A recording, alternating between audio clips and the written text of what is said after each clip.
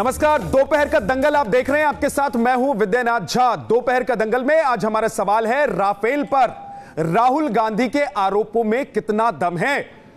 Robert के खिलाफ ED की जांच को लेकर कांग्रेस के दावे कितने सही हैं। आज हमारे साथ खास मेहमान होंगे इस पूरे कार्यक्रम में, उनसे आपका तारुफ करवा देते हैं। नवीन कुमार बीजेपी के नेता हमारे साथ जुड़ गए हैं, अभय दुबे साहब हमारे साथ कांग्रेस से जुड़ेंगे और विनोद अग्निहोत्री वरिष्ठ पत्रकार स्टूडियो में हमारे साथ मौजूद हैं। बहुत बहुत स्वागत है आपका।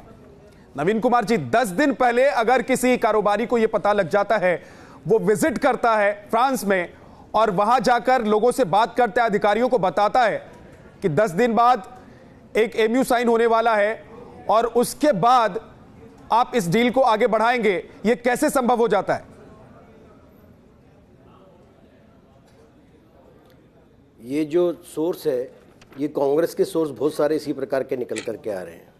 यही चीज़ उन्होंने कहा था सुप्रीम कोर्ट में, प्रिक्योरमेंट में सही तरह से नहीं लिया गया। सर्वोच्च न्यायालय ने पूरा सारा मसला अच्छे से देखा, जाना और उसके बाद कहा कि प्रिक्योरमेंट के प्रोसेस में किसी प्रकार की कोई खामी नहीं है। दूसरी बात, राफेल का ये भी बताया कि पहले से 9% सस्ता है। कांग्रेस और उसके साथी समझ नहीं आता कि किस देश के दबाव में या क्या कारण में, कौन से आर्म्स डीलर हैं जिसके कारण राफेल की डील को आप कैंसिल करना चाहते हैं, जिसको आपने 10 साल तक कांग्रेस ने नहीं किया। उसी कांग्रेस ने जिसने कि राफेल का जो सस्ता बता रही है, इसलिए नहीं किया क्योंकि मिडलमैन के बिना वो करना नहीं चाहती थी। जब से रॉबर्ट वडेरा के आर्म्स डील डीलरों के साथ 5600 करोड़ से ज़्यादा की संपत्तियां निकल चुकी हैं विदेशों में, तब से कांग्रेस बुरी तरह और ज़्यादा बौखलाई है और जगह जगह इस प्रकार का झूठ भ्रमित फैला रही है ताकि लोगों के कानों में जहर घोला जा सके। राफेल के बारे में सरकार ने, सर्वोच्च न्यायालय ने और देश की फ्रांस की सरकार ने, 10 ने स्पष्ट किया है। नवीन जी, 1 मिनट का वक्त खत्म हो गया आपका, आपके पास वापस मैं लौट कर आऊंगा, लेकिन सवाल यह है कि राहुल गांधी वो ईमेल की कॉपी दिखा रहे हैं, वो बता रहे हैं कि सबूत है उनके पास और उसी आधार पर वो आप पर आरोप लगा रहे हैं। अभय दुबे हमारे साथ जुड़ गए हैं। अभय दुबे साहब, 1 मिनट का वक्त सबसे पहले हम अपने कार्यक्रम में देते हैं तमाम मेहमानों को, ताकि वो अपनी बात रख सकें।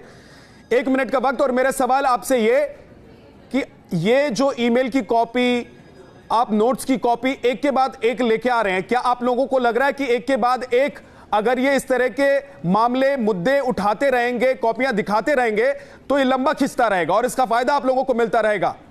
क्योंकि सीएजी की रिपोर्ट को आप लोग नहीं मानेंगे, ये तो पहले ही आप लोगों ने कह दिया है।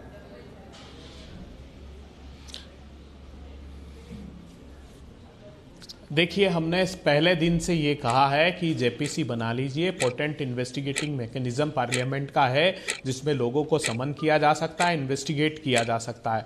सवाल पहले दिन से ये खड़ा है कि जब अप्रैल 2015 में प्रधानमंत्री जी ने फ्रांस में जिस बात की घोषणा की, तब तक जो पुरानी डील थी वो कंटिन्यू थी। उस डील को 24 अक्टूबर को इन्होंने समाप्त किया है।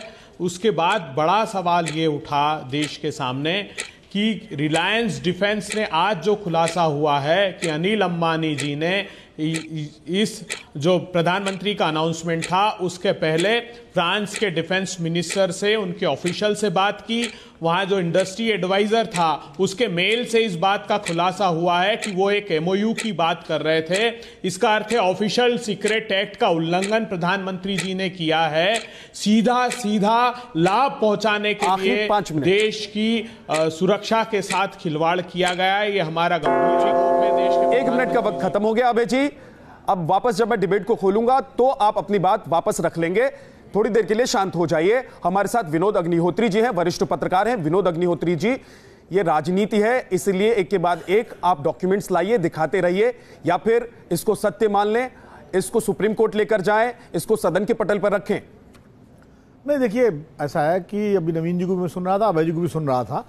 आज ये राहुल गांधी ने जो आज प्रेस कॉन्फ्रेंस की है, उसके पहले सुबह एक अंग्रेजी अखबार ने बाकायदा विस्तार से खबर छापी है। उसके बाद राहुल गांधी की प्रेस कॉन्फ्रेंस हुई है। तो जाहिर है कि सुप्रीम कोर्ट में जब मामला आया था तभी तक सामने नहीं आए थे, अभी तक सामने आ गए हैं, तो निश्चित रूप से कुछ सवाल उठने स्वाभाविक हैं। कांग्रेस वो सवाल उठा रही है, उसका जवाब भारतीय जनता पार्टी और सरकार देगी अपने तरीके से। निश्चित रूप से उनका भी अपना डिफेंस होगा। मैं ये नहीं कह सकता कि उनके पास कोई जवाब नहीं, जवाब होगा। अभी जो नवीन जी ने कहा उसमें शायद वो जवाब भी नहीं आ पाया है, क्योंकि इस ईमेल का मामला जो है थोड़ा सा नया मामला है और मुझे लगता है इसका एक सही कोई न कोई उत्तर सरकार को देना चाहिए, क्योंकि ये मुद्दा ऐसा है कि इसमें एक व्यक्ति एक निजी हैसियत से या किस हैसियत से वो फ्रांस के डिफेंस मिनिस्टर से मिलते हैं, उसके बाद ये कहते हैं कि प्रधानमंत्री जी जो है वहाँ MOU साइन होने वाला है। तो अब वो किस आधार पर कह रहे हैं, क्या सच्चाई है, ये सारे जांच का विषय है और इसकी जांच के बाद जो है इसके बारे में कुछ कहा जा सकता है। ठीक है, 1 मिनट का वक्त आपका भी खत्म हो गया। नवीन कुमार, आप कुछ कहना चाहते हैं, लेकिन एक सवाल मैं आपसे पूछता हूं कि 10 दिन पहले किसी को कैसे पता चल गया कि एक सौदा होने जा रहा है और इसके लिए वो फ्रांस पहुंच गया, वहां पहुंचकर बातचीत कर रहा है रक्षा मंत्रालय में? मैं ये कहना चाहता हूं विद्या जी कि इस कांग्रेस के पास सर्वोच्च न्यायालय में PIL के लिए तो किसी ने रोका नहीं, सारे रास्ते खुले में। अगर गलत है तो वहां जाना चाहिए था। और जब तक 2019 के भी चुनाव चलेंगे, आप देख लीजिएगा, 2019 से पहले जिस प्रकार से सेना का तख्ता पलट करने के इन्होंने खबरें लीक करके देश को भ्रमित किया, सेना को बदनाम किया, उसी प्रकार से ये साजिश करती रहेगी। किसी अखबार में छपाएगी, सुबह आकर के खड़ी हो जाएगी, अखबार में कहा हमारा तो कोई लेना देना नहीं है, इसकी सत्यता हम जानते नहीं, अखबार से जारी है। इसकी प्रमाणिकता कांग्रेस शपथ पत्र देकर के कहे ना सर्वोच्च न्यायालय में कि सत्य है, हमने पकड़ा है, सही क्या है, क्यों नहीं जाते सुप्रीम कोर्ट के अंदर? भाई आप लगातार लोगों को भ्रमित क्यों कर रहे हो?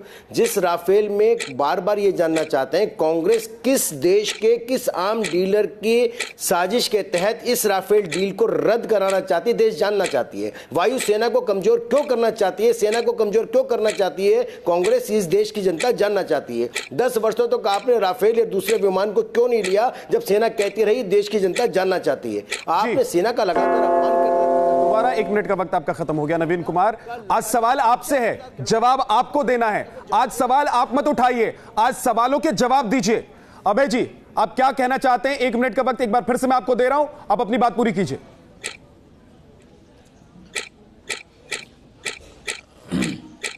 देखिए, पहले दिन से हमने ये कहा कि डिफेंस प्रोक्योरमेंट प्रोसीजर को एडॉप्ट नहीं किया। पहले प्रधानमंत्री जी डील को अनाउंस कर देते हैं, उसके बाद उस डील को कैंसिल, पुरानी डील को कैंसिल किया जाता है, फिर कैबिनेट कमेटी ऑन सिक्योरिटी उस डील को अप्रूव करती जो पहले से तय हो चुकी है।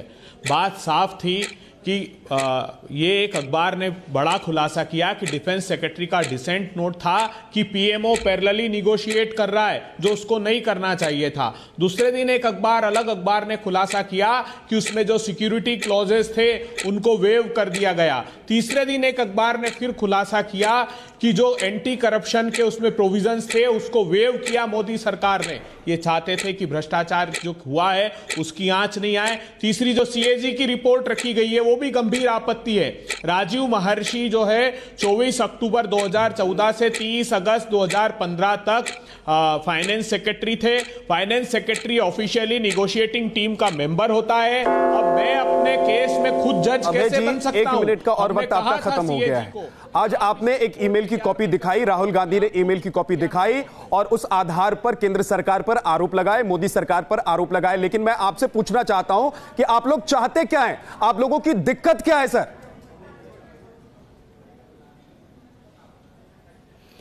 मेरा एक और कहना है विद्या जी, एक सवाल, एक सेकंड नवीन जी वापस आऊंगा, पहले एक सवाल का जवाब दे लूं अभय दुबे से। मैं सारी नोटिस आएगी।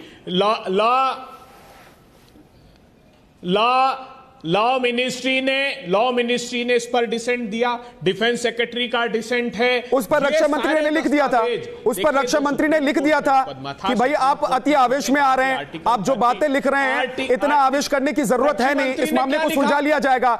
वो डिसेंट नोट तो अब पूरा खुलकर सामने आ चुका है, उस पर आपके आरोप पर ही सवाल उठ चुके हैं। देखिए, अरे डिफेंस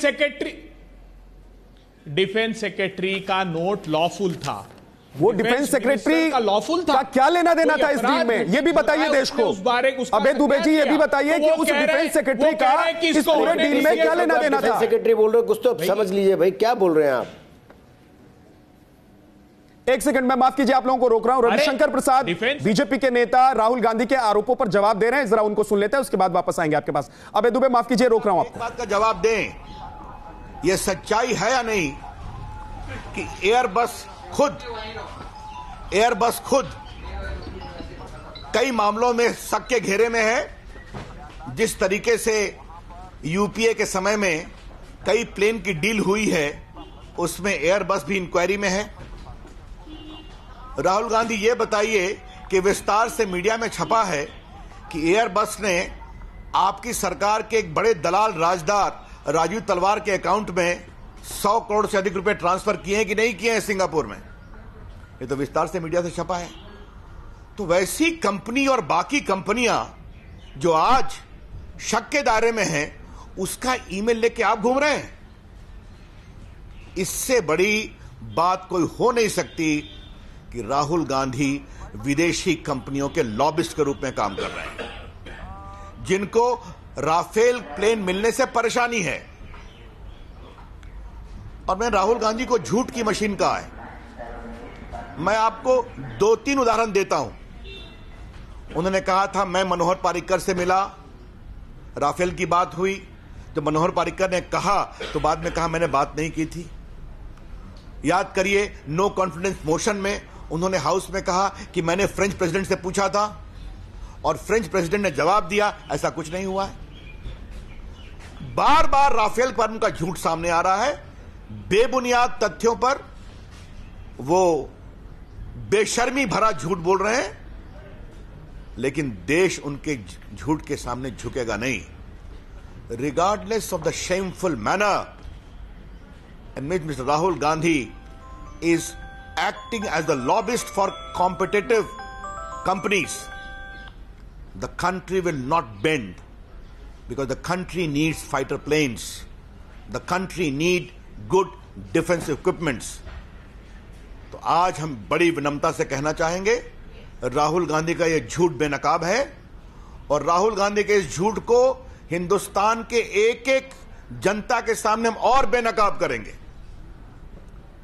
और यह बताएंगे कि एक विदेशी जहाज की कंपनी जो बड़े भ्रष्टाचार के शक के दायरे में है, जिसने अकाउंट में पैसा भेजा है दलालों के जो जांच के दायरे में है, उसके ईमेल को लेकर ये सवाल उठाते हैं मोदी जी पर।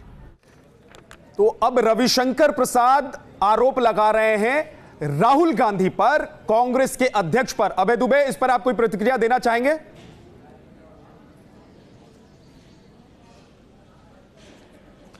देखिए, जो ईमेल है वो तो सैमुअल का है, जो डिफेंस मिनिस्टर हैं फ्रांस के, उनके इंडस्ट्री एडवाइजर का मेल है, ये किसी कंपनी का मेल नहीं है। उन्होंने इस बात का खुलासा किया है। रविशंकर प्रसाद जी को यह कहना चाहिए था कि मैं डिनाई करता हूं कि अनिल अंबानी जी की फ्रांस के रक्षा मंत्री से 15 दिन पहले कोई मुलाकात नहीं हुई, अनिल अंबानी जी ने कोई चर्चा नहीं की, और करते मुकदमा उस अखबार पर जिसने खबर छापी है प्रामाणिक रूप से। राहुल गांधी पर जितने चाहे आप आरोप लगाइए, मगर देश को इस बात का जवाब दीजिए। इस बात का जवाब जेपीसी में ही मिलेगा। सिलसिलेवार तरीके से सारे अखबार इस बात का खुलासा कर रहे हैं। आप बताइए देश को, क्या 526 करोड़ रुपए का विमान 1670 करोड़ रुपए में नहीं खरीदा? आप बताइए, सुप्रीम कोर्ट में जो एफिडेविट फाइल किया उसमें तथ्य आपने नहीं छुपाए। खुद सुप्रीम कोर्ट ने कहा कि हमारा जुरिडिक्शन बड़ा सीमित है, हम नहीं इस पर विस्तार से निर्णय। नवीन कुमार आपको जवाब देना चाहते हैं। नवीन कुमार आप जवाब दीजिए, उसके बाद विनोद जी के पास जाऊंगा मैं। नवीन कुमार जवाब दीजिए। तो ये सब लोग बिहाइंड दी बात होंगे। हाँ, मेरा ये कहना है, अभय जी ने कहा कि भाई आपने जो है प्रिक्योरमेंट ठीक नहीं लिया, यही प्ली लेकर के सर्वोच्च न्यायालय कांग्रेस से अपने साथियों के साथ भेजा था इन्होंने। सर्वोच्च न्यायालय के बेंच ने चीफ जस्टिस के नेतृत्व में जो थी, उन्होंने बिल्कुल सही कहा, पाया हम नहीं गए सर्वोच्च अदालत, हम गए नहीं, अपनाया गया था, बिल्कुल हमने जेपीसी की मांग की पहले दिन आप ही नहीं भेजा था उनको, छोड़ दीजिए। ठीक है, दूसरी बात, आखिरी 30 सेकंड में आपको लगातार बोल रहा हूं, विनोद जी से लास्ट कमेंट लेना चाहूंगा। आड़ में लेकर के भारत के अंदर सियासत से ज्यादा कुछ नहीं है। नहीं तो एक रक्षा सौदे को लेकर अगर आपको आपत्ति है, सुप्रीम कोर्ट में यह मामला जा चुका है, सुप्रीम कोर्ट अपना आदेश और अपना निर्णय दे चुका है। आपको लगता है कि राजनीति से ज्यादा कुछ है? आखिरी 30 सेकंड करा लीजिए। देखिए, राजनीति तो है ही, राजनीति होगी और राजनीति इन्हीं मुद्दों पर होती है, राजनीति किसी गाने बजाने पर नहीं होती है।